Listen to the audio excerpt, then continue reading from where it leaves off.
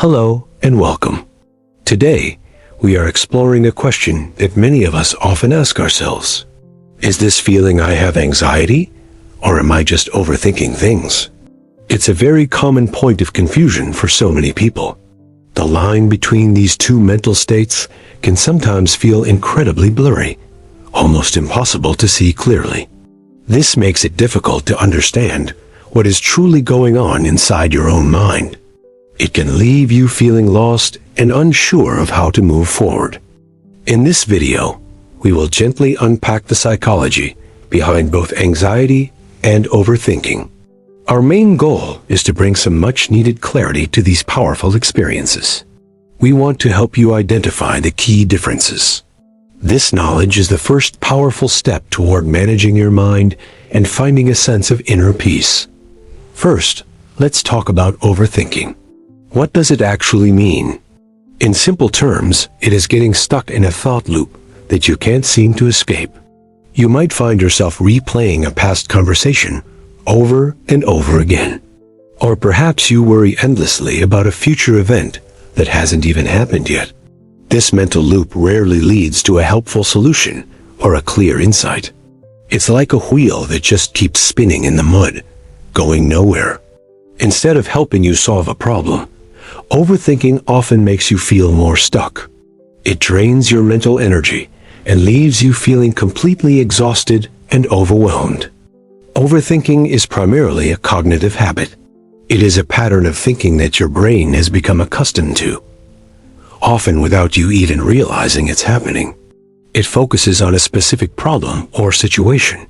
For example, you might overthink a work email for hours, analyzing every single word you wrote. The core of overthinking is dwelling. You dwell on the what-ifs, the should-haves, and all the potential negative outcomes, no matter how unlikely they are. This process is often circular. The thoughts don't progress toward a conclusion. They just circle back to the original worry, sometimes making it feel even bigger. Overthinking can feel productive, like you are trying to solve something important. But in reality, it is often a form of mental paralysis that stops you. It keeps you trapped in your head, disconnected from the present moment. You are living in a hypothetical past or a feared future, not in the here and now. A key sign of overthinking is when your thoughts don't lead to action. You think and think, but you never actually take a step to change the situation. You might analyze a decision from every possible angle. But this deep analysis prevents you from ever making the decision itself, leaving you in a state of limbo. This is sometimes called analysis paralysis. You are so busy analyzing the problem that you become paralyzed, unable to act or make a choice to move on. Overthinking is tiring. It consumes a huge amount of your cognitive resources, leaving you with little mental energy for other, more important tasks in your life. To summarize this section, overthinking is a thought pattern. It is a circular, unproductive, and mentally draining habit that focuses on specific, isolated problems without resolution. Now, let's shift our focus to anxiety. While it involves worry, just like overthinking, anxiety is a much broader and more complex emotional and physical experience. Anxiety is not just a thought pattern. It is a full-body response. It is your body's natural alarm system, signaling a perceived threat, danger, or stress. This response is rooted in our survival instincts. It's the fight or flight mechanism that has helped humans survive real dangers for thousands and thousands of years. However, with anxiety, this alarm system can become overly sensitive. It starts to go off even when there is no real immediate danger present in your environment. Unlike overthinking, which might focus on one problem, anxiety is often more diffuse. It can feel like a general sense of dread or unease about everything. This feeling doesn't always have a clear trigger. You might feel anxious without even knowing why, which can be a very confusing and scary experience. A major difference is the physical component of anxiety. Anxiety shows up in your body in very real and uncomfortable ways that you can physically feel. You might experience a racing heart or a tightness in your chest. Your breathing might become shallow and quick, making you feel like you can't get enough air. Other physical symptoms can include sweating, trembling, or shaking. You might also feel dizzy, lightheaded, or have a sudden uncomfortable churning in your stomach. These physical sensations are a direct result of your body's fight or flight response. Your body is preparing itself to face a threat, even if it's imagined. Anxiety also has a strong emotional component. It brings feelings of fear, dread, and a persistent sense of impending doom that is hard to shake off. This emotional weight can be incredibly heavy. It colors your entire perception of the world, making everything seem more threatening and more dangerous than it really is. The thinking pattern in anxiety is also different. It often involves catastrophizing, imagining the absolute worst-case scenario in any given situation and believing it will happen. For example, a simple stomachache isn't just a stomachache. In an anxious mind, it can quickly become a sign of a serious, life-threatening illness. Anxiety is future-oriented. It is a deep and persistent worry about what might happen. It pulls you out of the present and into a future filled with fear. This constant state of high alert is physically and emotionally draining. Living with anxiety can feel like you are running a marathon every single day without rest. It can lead to avoidance behaviors. To stop the anxious feelings, you might start avoiding places, people, or situations that you believe trigger your anxiety. This avoidance can make your world feel smaller and smaller over time. It reinforces the anxiety, teaching your brain that the only way to be safe is to hide. Anxiety can also disrupt your sleep patterns, making it hard to fall asleep or stay asleep. This lack of rest can then make the anxiety feel even worse. In summary, anxiety is a full-body experience. It involves physical sensations, powerful emotions, and catastrophic thinking, often without a single clear cause or focus. So, let's put them side by side to see the differences clearly. Overthinking is primarily in your head. It is a cognitive habit, a loop of unproductive thoughts. Anxiety, on the other hand, is in your head and your body. It is a complete psychophysiological response that involves both your mind and your physical being. Overthinking is often focused on a specific, defined problem. You are stuck analyzing a particular email, a conversation, or a single decision you need to make. Anxiety is often much broader and more vague. It can be a free-floating feeling of dread that attaches itself to many different things, or nothing specific at all. The core of overthinking is analysis. You are trying to think your way out of a problem, but you just end up going in circles without any resolution.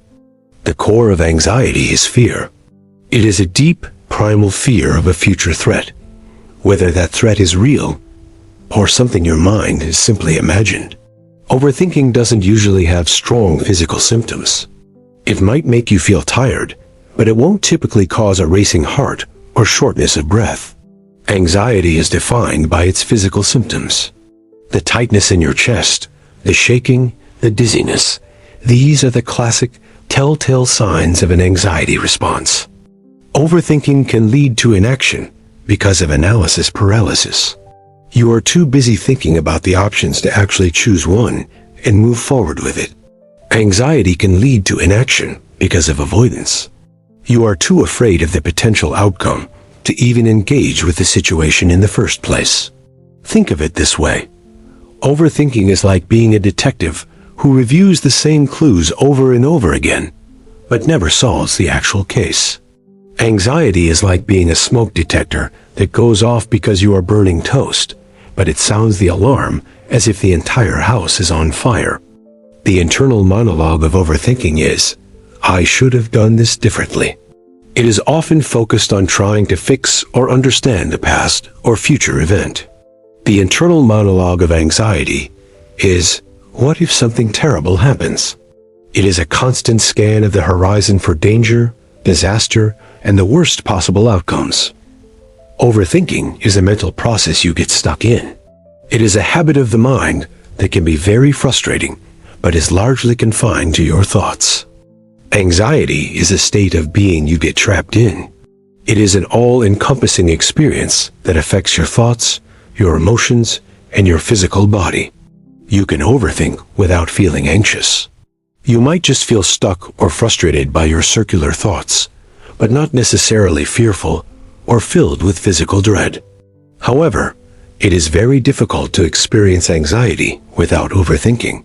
The anxious mind almost always includes loops of worried thoughts and catastrophic what-if scenarios. This is where the two can overlap and get confusing. Chronic, long-term overthinking can actually be a major trigger for developing an anxiety disorder over time. By constantly dwelling on negative outcomes, you are training your brain to see threats everywhere. This can make your body's alarm system much more sensitive and reactive. Let's explore that overlap a little more deeply.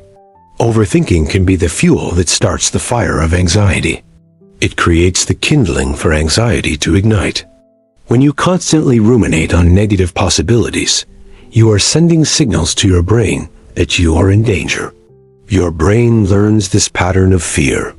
Your amygdala, the part of your brain that acts as a threat detector, starts to become hyperactive.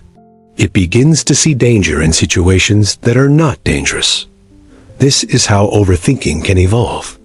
What starts as a simple thought loop about a work project can slowly morph into a full-blown anxiety response about your job. The overthinking creates the what-if scenarios. What if I get fired? What if my boss hates my work? What if I fail completely?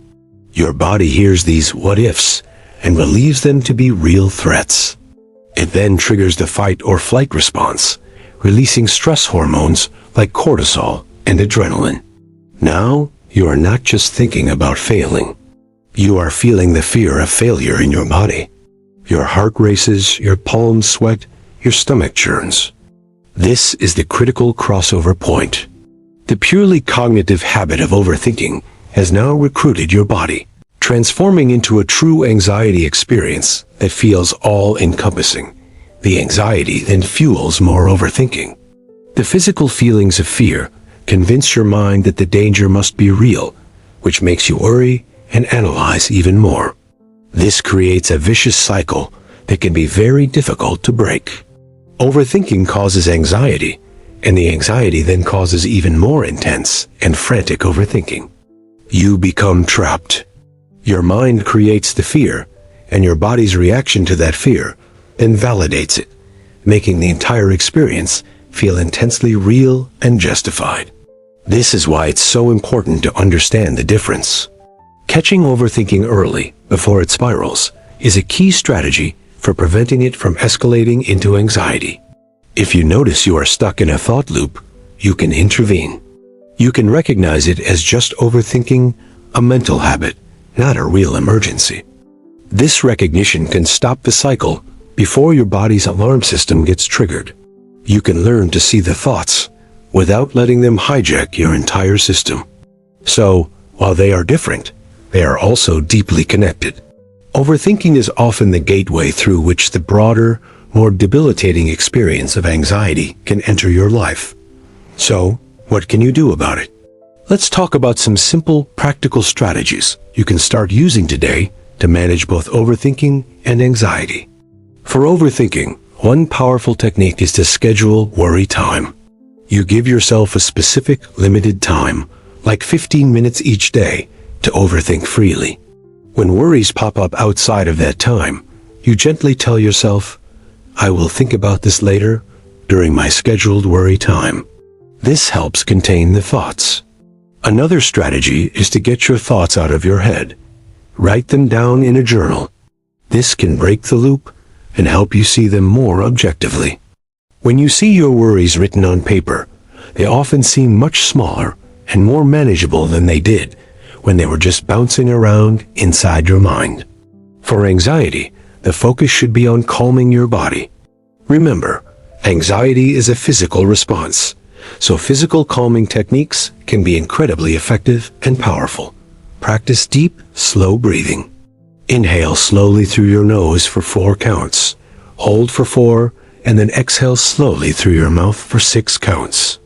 This type of breathing activates your body's relaxation response. It sends a signal to your brain that the danger has passed and that it is safe to calm down. Another powerful technique is grounding.